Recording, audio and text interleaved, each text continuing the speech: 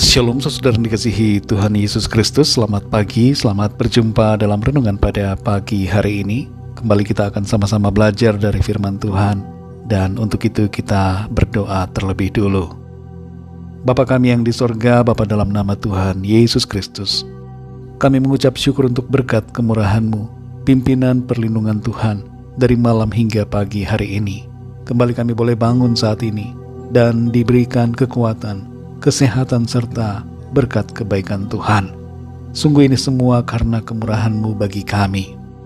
Pada saat ini kami mau mendengarkan sabda firman-Mu. Urapi setiap kami Tuhan, agar kami dapat mengerti akan kehendak-Mu. Dalam nama Tuhan Yesus kami berdoa. Haleluya, amin. Saudara yang dikasihi Tuhan, pembacaan Alkitab kita pada saat ini terdapat dalam Kisah Para Rasul pasal yang ke-14.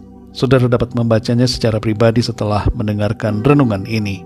Saya akan membaca Kisah Para Rasul 14 ayat 8-12. Tertulis demikian. Di Listra ada seorang yang duduk saja karena lemah kakinya dan lumpuh sejak ia dilahirkan dan belum pernah dapat berjalan. Ia duduk mendengarkan ketika Paulus berbicara. Dan Paulus menatap dia dan melihat bahwa ia beriman dan dapat disembuhkan. Lalu kata Paulus dengan suara nyaring, "Berdirilah tegak di atas kakimu." Dan orang itu melonjak berdiri, lalu berjalan kian kemari.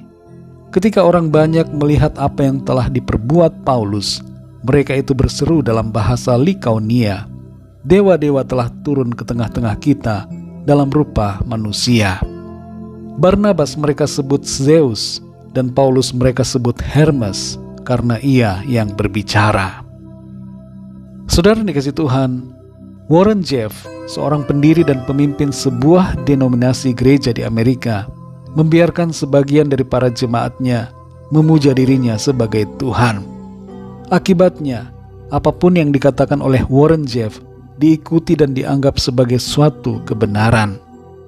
Warren Jeffs pada akhirnya harus berurusan dengan polisi dan dipenjara karena berbagai tindakan amoral yang dilakukannya terhadap umat yang ia pimpin. Di dunia ini, saudara, seringkali orang begitu mudah mengidolakan orang lain.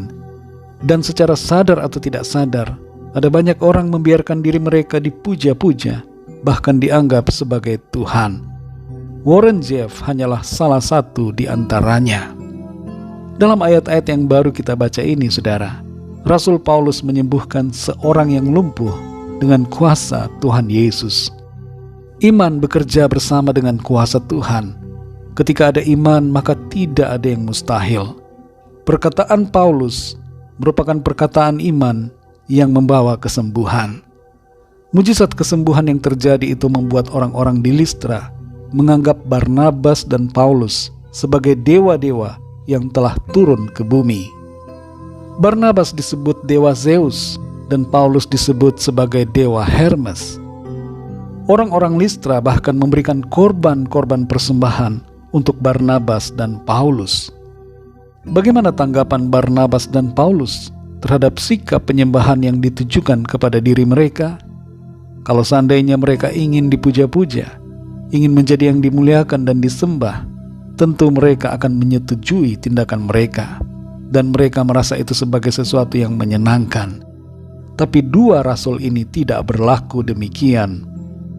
Dengan jujur dan tegas, mereka menyebutkan bahwa mereka adalah manusia biasa saja, dan mereka tidak layak untuk disembah. Saudara yang dikasihi Tuhan, menjadi Tuhan selalu merupakan godaan terbesar yang setan berikan di hadapan kita umat manusia. Ini dapat kita lihat sejak di Taman Eden. Setan berkata kepada Hawa bahwa Hawa akan menjadi seperti Tuhan ketika ia makan buah yang terlarang. Dan sikap menjadi Tuhan ini ada nampak dalam berbagai bidang kehidupan kita manusia, baik dalam kehidupan agama, dalam pemerintahan, dan dalam kehidupan sosial masyarakat. Ada orang-orang yang ingin dirinya dijadikan seperti Tuhan, yang selalu dihormati, diagungkan, didengar secara absolut, dilayani bahkan disembah. Padahal Tuhan sendiri ketika ia datang sebagai manusia, Ia datang merendahkan dirinya dan menjadikan dirinya sebagai pelayan.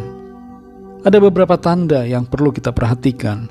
Tanda ini yang menunjukkan apakah kita menuhankan diri kita sendiri, yaitu bertindak semaunya sendiri, otoriter, terlalu terobsesi pada penampilan lahiriah, tidak berbelas kasihan, selalu ingin didengar dan diikuti, lebih mementingkan perasaan dan tidak tunduk pada firman Tuhan. Paulus dan Barnabas bisa saja memanfaatkan sikap para penduduk Listra demi keuntungan lahiriah mereka, tapi mereka tidak melakukannya karena mereka mau mengarahkan orang-orang itu kepada Tuhan Yesus, Allah Juru Selamat yang layak untuk disembah. Saudara dikasih Tuhan, lewat kebenaran firman Tuhan hari ini, mari kita belajar untuk tidak membiarkan terjadinya pengagungan atau pengidolaan terhadap diri kita pribadi. Jangan bawa orang-orang kepada kita, tapi bawalah orang-orang kepada Tuhan Yesus. Kita hanyalah manusia biasa, tapi Tuhan Yesus adalah Tuhan, Allah yang layak untuk disembah, dipuji, dan ditaati. Mari kita berdoa, saudara. Bapa kami yang di sorga, Bapa dalam nama Tuhan Yesus Kristus, Bapa yang baik, Tuhan yang penuh kasih dan setia, kami bersyukur untuk firman-Mu Tuhan. Pada saat ini kami belajar dari kisah Barnabas dan Paulus. Ketika mereka diidolakan, mereka tidak mau menerima pengagungan dan penyembahan, tapi mereka mengakui bahwa diri mereka hanyalah manusia biasa. Tolong kami Tuhan, agar kami tidak terjebak dalam pengidolaan diri kami pribadi. Kami tidak terjebak dalam perasaan sombong tinggi hati, menuhankan diri kami sendiri. Tolong kami supaya kami senantiasa tunduk dan taat kepadamu Tuhan, dan memberikan segala pujian hormat hanya kepadamu, sebab Engkaulah Tuhan yang layak disembah, dipuji dan dihormati. Engkau layak menerima segala hormat, pujian kami Tuhan. Ajar kami Tuhan untuk merendahkan diri dan selalu rendah hati di hadapan-Mu ya Tuhan. Terima kasih untuk firman-Mu. Berbicara terus kepada kami Roh Kudus, dan pimpin kami untuk kami lebih lagi semakin mengenal Engkau dan hidup dalam kebenaran-Mu. Berkati kami di sepanjang hari ini dalam segala aktivitas kami. Biarlah semua yang kami lakukan senantiasa menyenangkan hati Tuhan. Kami berdoa bagi yang sakit dan dalam pergumulan, agar Tuhan menjamah, menyembuhkan, memberikan pertolongan, jalan keluar, mujizat-Mu Tuhan nyatakan. Kami percaya kami alami kemenangan, sukacita dan berkat-berkat Tuhan. Terima kasih Bapa. Hanya dalam nama-Mu yang kudus, nama Tuhan Yesus Kristus, kami sudah berdoa dan mengucap syukur. Haleluya. Mari sama-sama kita berdoa doa Bapa kami. Bapa kami yang di sorga, dikuduskanlah nama-Mu, datanglah kerajaan-Mu, jadilah kehendak-Mu di bumi seperti di sorga. Berikanlah kami pada hari ini makanan kami yang secukupnya, dan ampunilah kami akan kesalahan kami, seperti kami pun mengampuni orang yang bersalah kepada kami. Dan janganlah membawa kami ke dalam pencobaan, tetapi lepaskanlah kami daripada yang jahat. Karena Engkaulah yang mempunyai kerajaan, dan kuasa dan kemuliaan sampai selama-lamanya. Amin. Terimalah berkat Tuhan. Tuhan memberkati engkau dan melindungi engkau. Tuhan menyinari engkau dengan wajah-Nya dan memberikan kasih karunia. Tuhan menghadapkan wajah-Nya kepadamu dan memberikan damai sejahtera. Berkat anugerah dari Bapa Surgawi, cinta kasih karunia dari Tuhan Yesus Kristus, dalam persekutuan dan penghiburan Roh Kudus, menyertai kita semua, sekarang ini dan sampai selama-lamanya. Dalam berkat nama Tuhan Yesus Kristus. Haleluya. Amin. Puji Tuhan, saudara yang dikasih Tuhan. Saya percaya firman Tuhan menjadi berkat dan kekuatan buat saudara semua. Dan Roh Kudus akan menolong saudara untuk lebih lagi memahami kebenaran firman Tuhan. Tuhan Yesus memberkati saudara semua. Sampai jumpa dalam renungan yang berikutnya.